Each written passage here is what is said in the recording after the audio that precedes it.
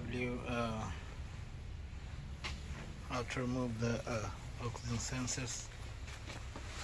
Yeah, but first you have to remove the cabin air intake duct to have access to the oxygen sensors at the back.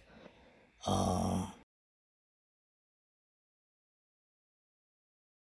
got right one here, so it's easily accessible.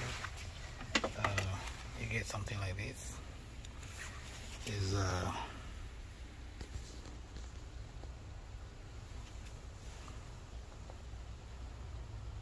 it's a 7/8. So since this one is easily available, just pull like that.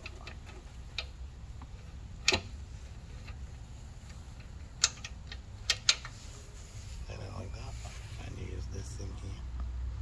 You put the driver on there.